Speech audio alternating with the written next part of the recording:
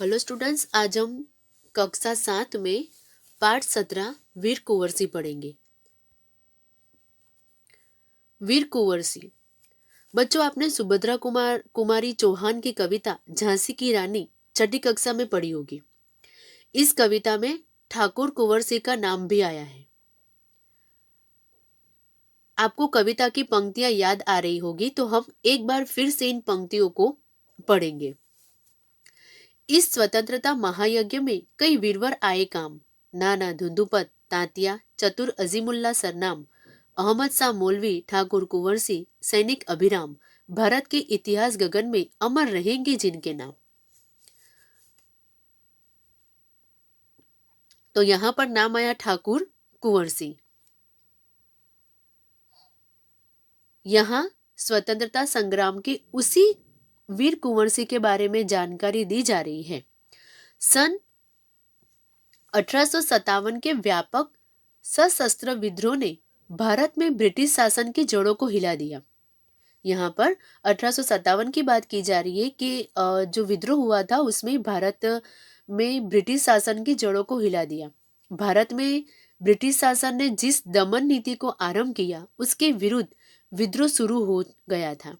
मार्च 1857 में बैरकपुर में अंग्रेजों के विरुद्ध बगावत करने पर मंगल पांडे को 8 अप्रैल 1857 को फांसी दे दी गई। यानी मंगल पांडे को कब फांसी दी गई, तो वो यहाँ पर बताया कि 8 अप्रैल 1857 को। 10 मई 1857 को मेरठ में भारतीय सैनिकों ने ब्रिटिश अधिकारियों के विरुद्ध आंदोलन किया। यानी कि ब्रिटिश अधिकारियों के विरुद्ध आंदोलन किसने किया? भारतीय सैनिकों ने। और सीधे दिल्ली की ओर कूच कर गए। दिल्ली में तैनात सैनिकों के साथ मिलकर 11 मई को उन्होंने दिल्ली पर कब्जा कर लिया और अंतिम मुगल शासक बहादुर शाह जफर को भारत का शासक घोषित कर दिया।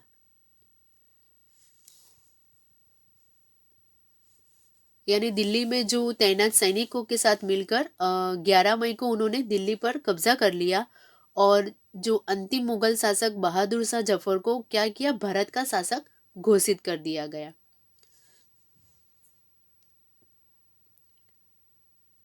यह विद्रोह जंगल की आग की भांति दूर दूर तक फैल गया। कई महीनों तक उत्तरी और मध्य भारत के विस्तृत भूभाग पर विद्रोहियों का कब्जा रहा। दिल्ली के अतिरिक्त जहां अत्यधिक भीषण युद्ध हुआ वे केंद्र थे कानपुर, लखनऊ, बरेली, बुंदेलखंड और आरा। इसके साथ ही देश के अन्य कई भागों में भी स्थानीय विद्रोह हुए। विद्रोह के मुख्य नेताओं में नाना साहेब, तात्या तोपे, बखत खान, अजीमुल्ला खान, रानी लक्ष्मीबाई, बेगम हजरत महल, कुंवर सिंह, मौलवी अहमदुल्ला, बहादुर खान और राव तुलाराम थे। 1857 का आंदोलन स्वतंत्रता प्राप्ति की दिशा में एक दृढ़ कदम था।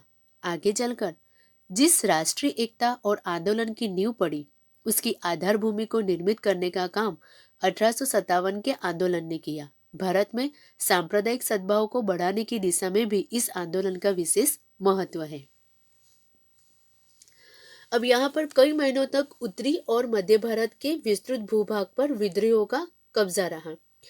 दिल्ली के अतिरिक्त जहां अत्यधिक भीषण युद्ध हुआ वे केंद्र कौन कौन से थे? कानपुर, लखनऊ, बरेली, बुंदेलखंड और आरा। इसके साथ ही देश के अन्य भागों में भी स्थानीय विद्रोह हुए। विद्रोह के मुख्य नेताओं में कौन कौन थे? नाना साहेब, तात्या तोपे, बखत खान, अजीमुल्ला खान, रानी लक्ष्मीबाई, बेगम हजरत महल, कुंवर सिंह, मौलवी अहमदुल्ला, बहादुर खान और राव तुलाराम थे। 1857 का आंदोलन स्वतंत्रता प्राप्ति की दिशा में एक दृढ़ कदम था। आगे चलकर जिस राष्ट्रीय एकता और आंदोलन की नींव पड़ी उसकी आधार भूमि को निर्मित करने का काम भी इसी आंदोलन ने किया। भारत में सांप्रदायिक सद्भाव को बढ़ाने की दिशा में भी इस आंदोलन का विशेष महत्व है।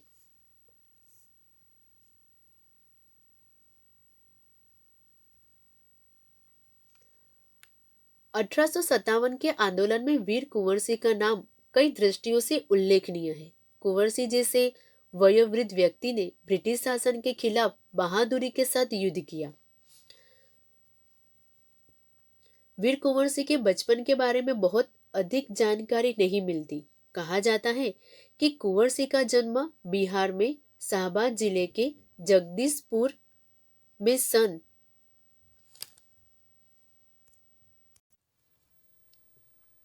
1782 में हुआ था। उनके पिता का नाम साहबजादा सिंह और माता का नाम पंचरतन कुंवर था।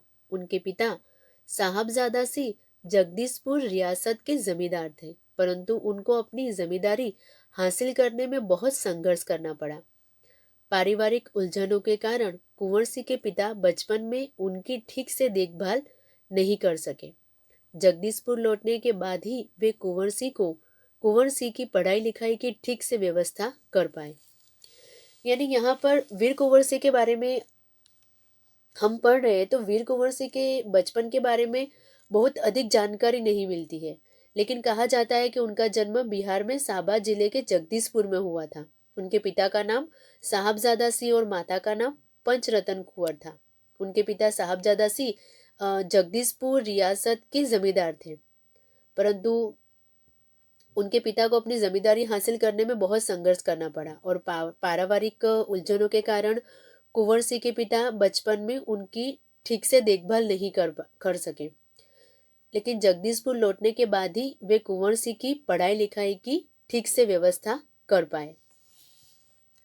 कुंवर सिंह के पिता वीर होने के साथ साथ स्वाभिमानी एवं उदार स्वभाव के व्यक्ति थे। उनके व्यक्तित्व का प्रभाव कुंवर सिंह पर भी पड़ा। कुंवर सिंह की शिक्षा दीक्षा की व्यवस्था उनके पिता ने घर पर ही की। यानी कुंवर सिंह के पिता वीर होने के साथ साथ स्वाभिमानी एवं उदार स्वभाव के व्यक्ति थे और उनका जो व्यक्तित्व का प्रभाव कुंवर सिंह पर भी पड़ा। कुंवर सिंह की शिक्षा दीक्षा की व्यवस्था उनके पिता ने कहाँ कर दी थी? घर पर ही की। वहीं उन्होंने हिंदी,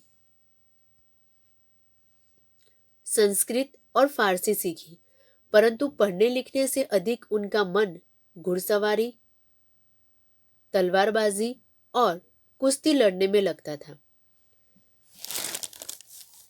वहां पर उन्होंने हिंदी, संस्कृत और फारसी सीखी, परंतु कुंवर सिंह का मन पढ़ने लिखने से अधिक घुड़सवारी, तलवारबाजी और कुश्ती लड़ने में लगता था।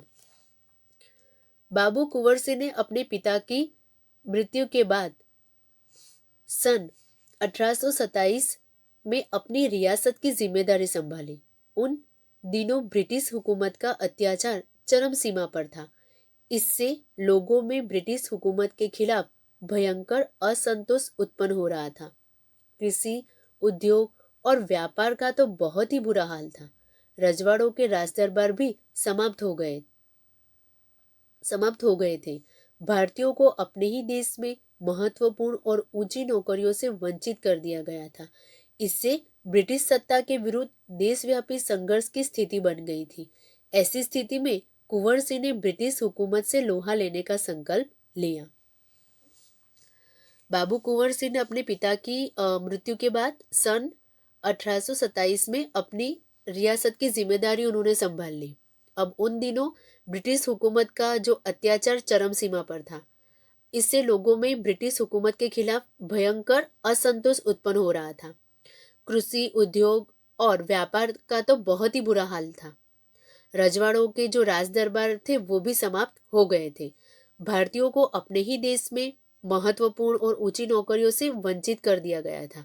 इससे क्या हुआ? ब्रिटिश सत्ता के विरुद्ध देशव्यापी संघर्ष की स्थिति बन गई थी और ऐसी स्थिति में कुंवर सिंह ने ब्रिटिश हुकूमत के साथ लोहा लेने का संकल्प लिया।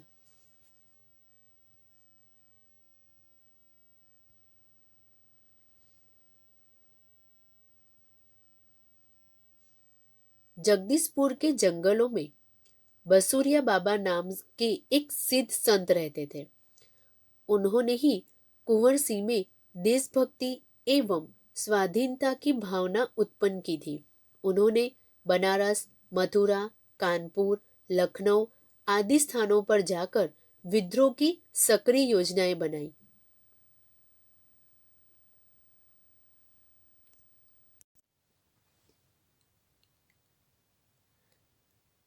वे 1845 से 1846 तक काफी सक्रिय रहे और गुप्त ढंग से ब्रिटिश हुकूमत के खिलाफ विद्रोह की योजना बनाते रहे।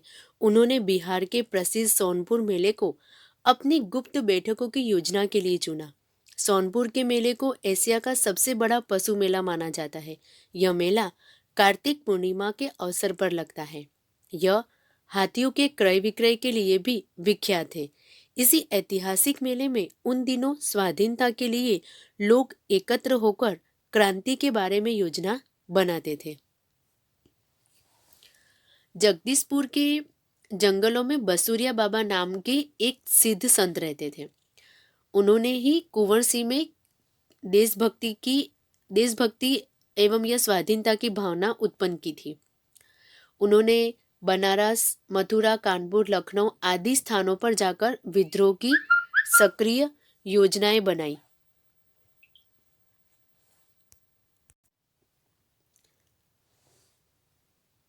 उन्होंने गुप्त ढंग से ब्रिटिश हुकूमत के खिलाफ विद्रोह की योजना भी बनाते रहे और बिहार के प्रसिद्ध सोनपुर मेले को उन्होंने क्या बनाया, अपने गुप्त बैठकों की योजना के लिए उन्होंने उसको चुना। सोनपुर के मेले को एशिया का सबसे बड़ा पशु मेला माना जाता है और यह मेला कब होता है, कार्तिक पूर्णिमा के अवसर पर लगता है। और इस मेले में यानी कि यह हाथियों के क्रय विक्रय के लिए भी ये विख्यात है। इसी ऐतिहासिक मेले में उन दिनों स्वाधीनता के लिए लोग एकत्र होकर क्रांति के बारे में योजना बनाते थे। तो बच्चों, आज हम यहाँ तक ही देखेंगे। इस पार्ट का जो आगे का हिस्सा है वो हम लोग नेक्स्ट वीडियो के अंदर देखेंगे। और बच्चों, ये जो पार्ट है वो पार्ट केवल रीडिंग के लिए है। Thank you.